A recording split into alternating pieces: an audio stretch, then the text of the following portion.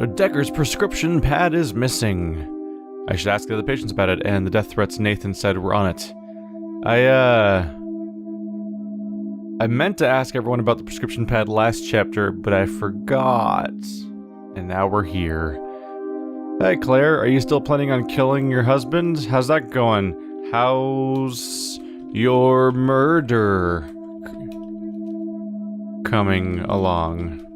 I need your expertise, Doctor. Not your best guess. Try again. Okay then.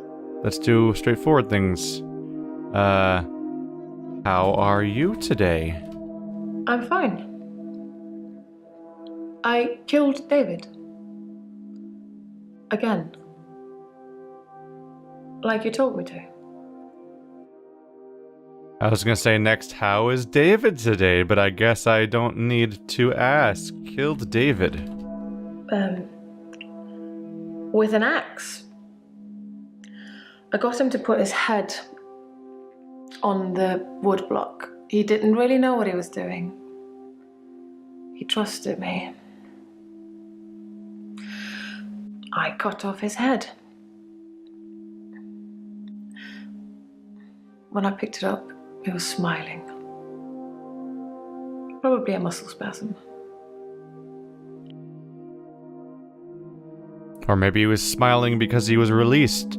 Or maybe he was smiling because he trusted you and was just content and then didn't even react, and his face never got a chance to react to what happened. So David is in fact dead again, apparently. So is there a body? I still can't tell if this body is a real thing or in her head. No, Doctor. Ask me something else. Smiling. Try harder, Doctor. Spasm. Focus, Doctor. Fine. Wood chopped off his head. I buried him near the lake house. I'm not sure I'll be allowed a second funeral. Besides, it's close enough to visit. Well, now I know what happened to David, I guess. Still trying to figure out if this other little girl is real or not, because if I can't figure out if this girl is real, then I can't tell if there's ever been a witness of David actually existing, because we were... where'd you get that from? Why is she walking towards me with a knife? Where'd you get that knife? I don't know anything about that. What was that knife? That isn't important right now. Machete. Surely that isn't what you need to be at. No, it's kind of important. You're walking at me with... What was that? What were you holding a second ago? That was concerning. Weird. The girl at the lake house. Anushka's fine, I would imagine. Her father came over to talk about the missing cat. It would have been an easier conversation had I not been splattered in blood and sweating like a milkmaid. Oh. So they came by to ask about the missing cat just in time for you to have just killed David? Were you dismembering David or something? What's going on there? Blood. Missing cat. That's not relevant here. Splattered in blood.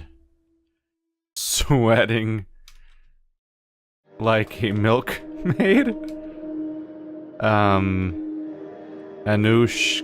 Anushka's dad. It seemed like he wanted to give me a piece of his mind, but when he saw the state I was in, he fled. There were no police that turned up. I suspect I've got away with it, at least this second time. Now all that's left is for you to write up my diagnosis. Your diagnosis is probably that you're just actually still crazy and not temporarily insane. That I'm not sound of mind. That I wasn't sound of mind when I killed David. It's up to you whether you want to mention any of our other conversations. I'm happy either way. You're not sound of mind ever, I'd probably say. Let's see, sound of mind. Doctor, did I tell you about that time that I used the power of my mind to bring my husband back to life? I can't imagine what I'd do to the psychiatrist that double-crossed me. But I'm sure it would be fun. For me, at least. Look at you threatening me. Okay. That's concerning. It almost makes me wonder if, like, what if she killed Dr. Dekker because he wouldn't give her the diagnosis? Where is that coming from? What the fuck? That's not a letter opener. It's like a letter opener for freaking novelty checks or something. Fun. I don't know anything about... Let's see here. Let's ask about the...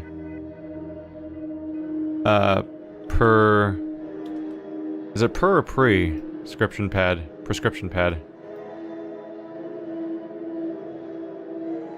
Talking about things that I'm not used to writing.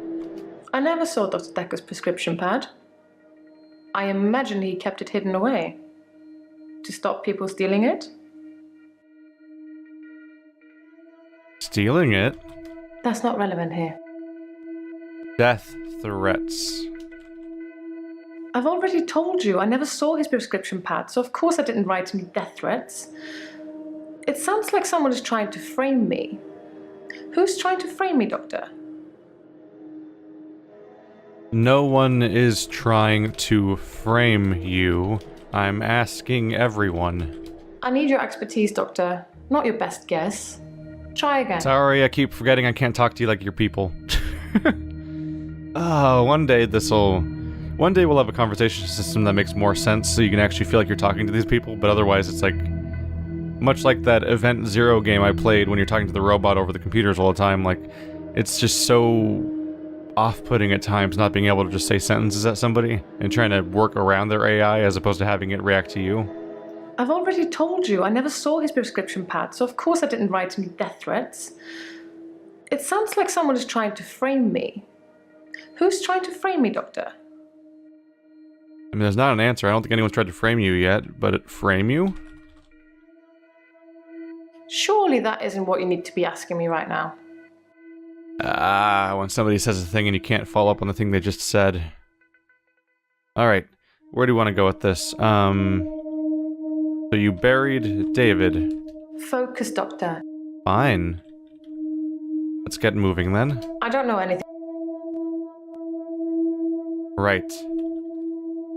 Oh, the continuing saga of Dr. Dekker. After he'd seen David and done his due diligence, he came up with an offer I couldn't refuse. Remember? The one I told you about when we first met. First met. Try hard. Offer you couldn't refuse. Dr. Dekker wanted me to reanimate him. He said he would kill David unless I agreed.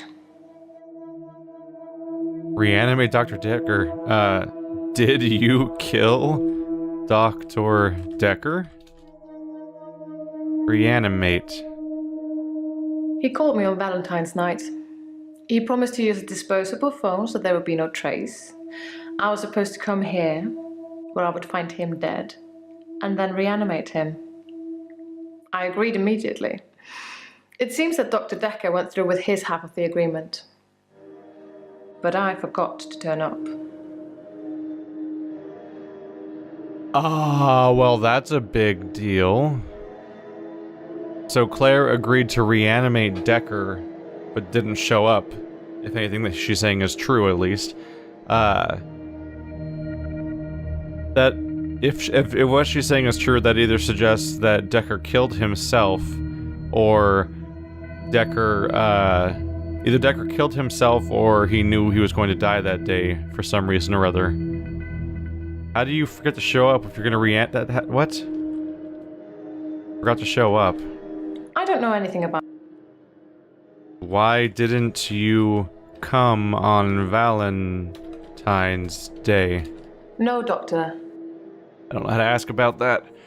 Why would you not show up? How do you... Like, she said she forgot to show up. How the hell would you ever forget to show up something as monumental as somebody asking you to reanimate them from the dead? Especially since they apparently called that day saying, hey, come by tonight. That'd be really urgent. So if she forgot to show up, then it's probably because she didn't forget to show up. She just decided not to because she was like, ooh, this is my chance to get rid of Dr. Dekker, who I don't like. and just have him go through with his part of the experiment, and then just leave him to die. That might have been what happened, or the entire thing is a made-up story.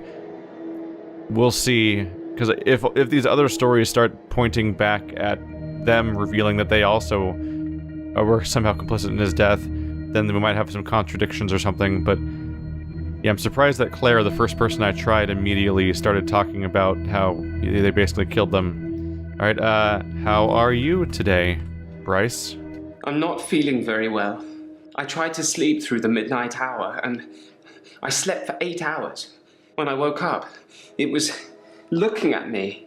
That thing was looking at me. Time was still frozen. But I can't escape it. I'm doomed. So he didn't want to encounter the creature, death, or whatever it is, so he tried sleeping through the midnight hour, but that doesn't work because of the time pausing thing. Wait.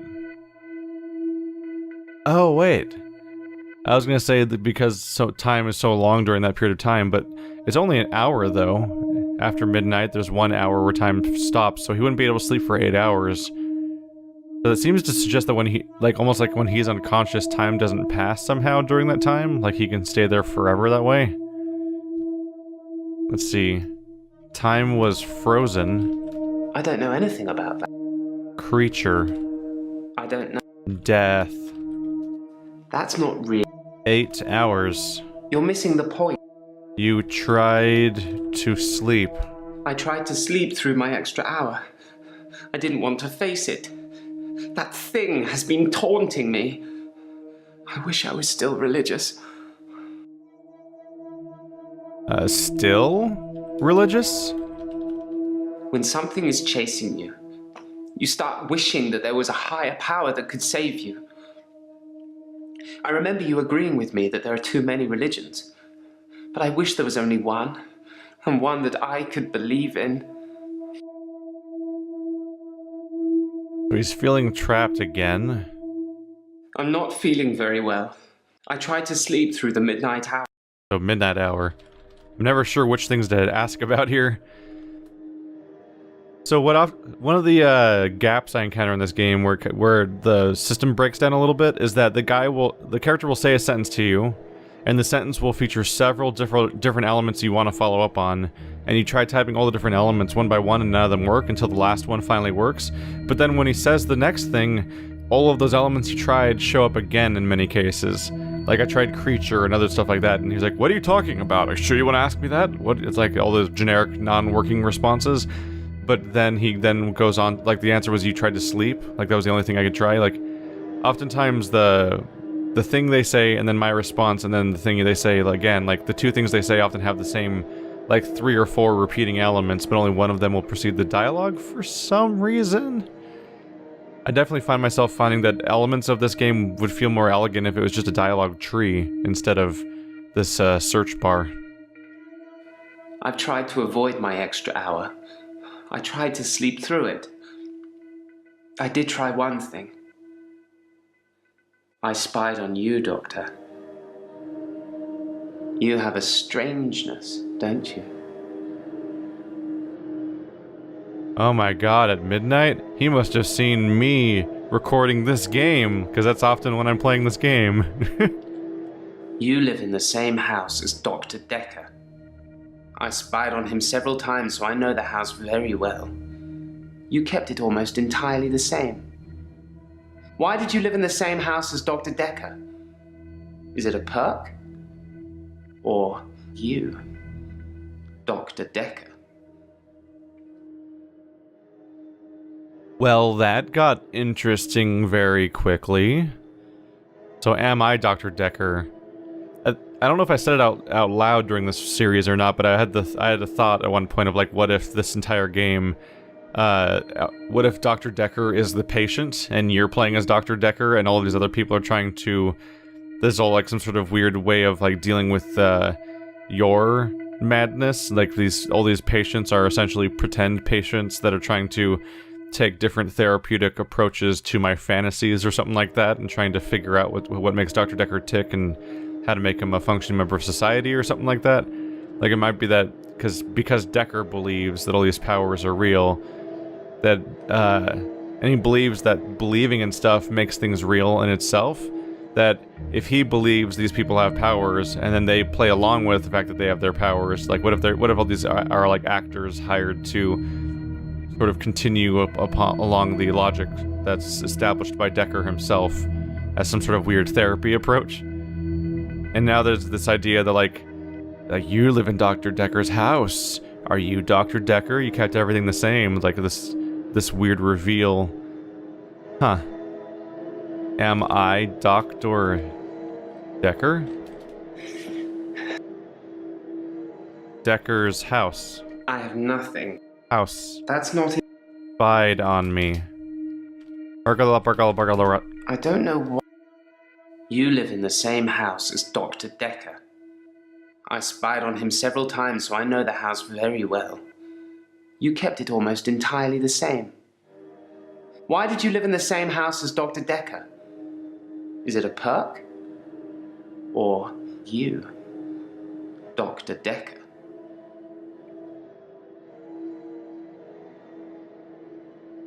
Am I Dr. Dekker? Starting to wonder, aren't I? Let's see. Let's ask about the prescription pad. I didn't steal Dekker's pad. I didn't have to. If I wanted to use it, I could just teleport in here and steal a sheet. Why take the whole pad? Why be that obvious? The teleport part is fitting enough. Death threats. Well, kudos to whoever had the guts to do that. Wasn't me. What did they say? You've piqued my interest now. What? He wants to know what the death threats were? Oh boy. I don't think I know, do I? See, these are the clues. David Castleford. That's the picture of David. These are referral letters. Yeah, because the prescription pad went missing, so I don't actually know what it says on it specifically, and I can't refer to it in my evidence and clues because those are all specific items that are in stock right here. Let's ask about Dr. Dekker since that went somewhere last time. I don't know what you're talking about. Okay. Where should I go from here? I've apparently missed something I can follow up on the whole sleeping thing. Did I already ask about death? I don't know anything. Woke up looking at death. I don't know what... Stop believing in the midnight hour. It's not unsuitable. That one guy was losing his power because Dekker convinced him it wasn't real or instilled doubt in it. So if we could make him stop believing in his midnight hour, then it might stop happening, and then maybe he'd be safe as far as he can tell. Although then you still have to deal with this nightmare scenario, like what if there's a character with an extra hour of time that's nefarious towards you every midnight, and if you don't go to your midnight hour, it might show up or something and get you during that time and you can't react or something. And also fear is very powerful, so it'd be very hard to make him stop believing in something he's already terrified of. I'm not feeling very well. I tried to sleep through the midnight hour, and I slept for 8 hours. When I woke up, it was looking at me. That thing was looking at me. Time was still frozen. But I can't escape it. I'm doomed. That's the word that I need to follow up on? So I'm going to avoid the Are You Dr. Dekker thing for a while and see if more stuff comes up from the other characters that I can go on first. It knows what I did with Dr. Dekker. It's been taunting me. Taunting you? It wanted me to follow it, so I did. It brought me here, Doctor. Here. It thinks I killed Dr. Dekker. I'm sure of it. Did you kill Dr. Dekker? I took his body. It was me. I took it from the coffin because I didn't want him put in the ground. I don't know what I was going to do with him. I just didn't think burial would be enough. Maybe I would cremate him. But the body disappeared. Weird. He was all like, the coffin was too light for a body in it. Why would you reveal that if you're trying to keep it a secret? You took the body away, but apparently the body disappeared. which is kind of a big deal. Wow, I'm like off-center hard right now. If only he'd been cremated like you will be. I have a private tool shed at the graveyard. I moved his body in there before the burial. But when I came back, he'd gone. It was locked and he'd gone. How did that happen, Doctor? How did Dekker do that? Did the creature take him? Did death take him? You're missing the point. Did he disappear during the midnight hour? Locked. That's not really what you... Pool. Shed. I don't know why. Not sure where to go with that one. If only he'd been cremated like you will be. I have a private tool shed at the graveyard. I moved his body in there before the burial. Moved his body was the detail to follow up on. Okay, sure. Here we go. If someone else moved Dekker, they'd had to have picked the lock, moved the body, and then locked up again. Why go to the trouble of locking up again? Weird. The clue is moved his body. Of all things. Because, like, he was telling a story, and the first step was that he moved the body, and then there were several other steps that came after it, leading up to the concept of his body disappearing and other, like, important-looking details. So the idea that moved his body specifically was the thing to ask is weird. And then the fact that you ask about him moving the body, but that actually leads to him discussing somebody else moving the body, it's like, the logic between these connections is kind of strange. If only he'd been cremated like you will be. I have a private tool shed at the graveyard. I moved his body in there before the burial. But when I came back, he'd gone. It was locked and he'd gone. How did that happen, Doctor? How did Dekker do that? Do I need to literally just ask, how did Dekker do that? It's not out of the question to think that Dr. Dekker teleported himself out of the tool shed. If I can do it, he probably can. That's the kind of thing I've been thinking.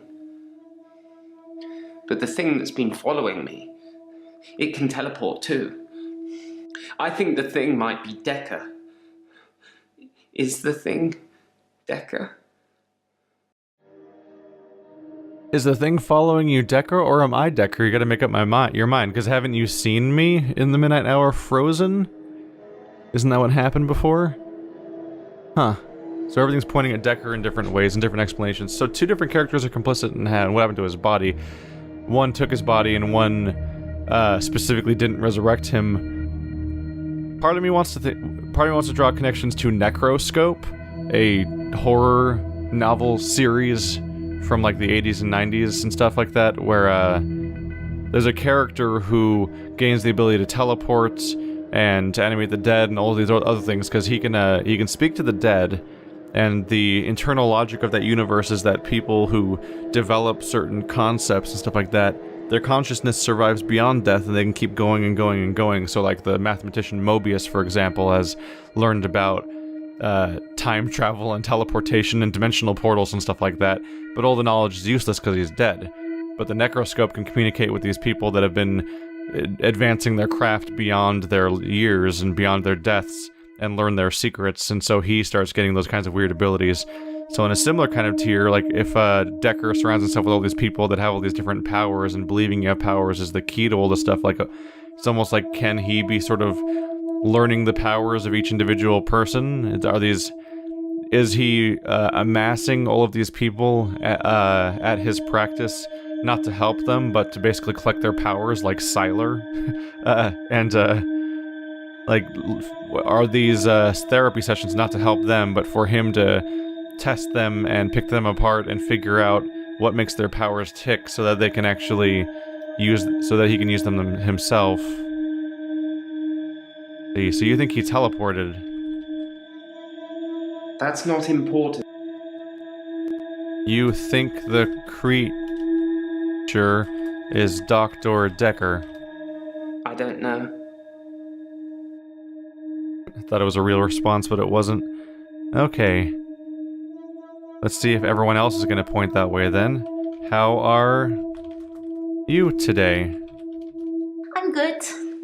I feel better. Last session, that was all negative. I don't want to be like that. I made you something. A little thank you for being so nice. They're cookies. Don't eat the cookies. Don't eat the cookie. Don't eat food from any of these people, I would say. Because one of them may or may not have killed Dr. Dekker, and this person now has like maybe a certain level of resentment for me because I spoiled the thing that they do and made them regret something, and now they were expressly dissatisfied with me, and while it might be just their bubbling personality as a nurse that makes them switch back around and get over what happened earlier, it could just be that she's playing nice because she's getting ready to poison me. Not a great thing to really not something you want to play with. Oh, she still has the cookies. That's confusing. The usual stuff. Flour, sugar, butter, chocolate chips, and my special ingredient. A little herbalist magic to give you some pep. You look like you need it. Right, you're not a nurse. I keep forgetting that. Because I keep... Wait, no, no, she is a nurse, isn't she? How do these old folks' homes work with the dying patients and everything? She calls them patients, right? Doesn't... Wait... I don't think... The herbalism didn't come up very much over the course of the series, aside from the first chunks of surprise that she engaged in that stuff, so I didn't think about it too much, but the idea that she is what I think is a medical professional, but also does herbalist nonsense, is troubling. What if she's having some negative impact on her patients because she's substituting medicine for magic, basically? Because if it becomes real medicine, then it's just real medicine. Like, herbalism that works, it's just called medicine. Because that's... A lot of medicine's made out of plants and stuff like that, for real. And all the leftover stuff that's not turned into medicine yet is likely not used because it doesn't actually work. Let's see, let's try herbalist. A secret ingredient. I don't know what to tell you. Herbalist. You can put herbal remedies in food. The effect's more subtle, but it does work. Are we talking about brownies now? Is that where we're going?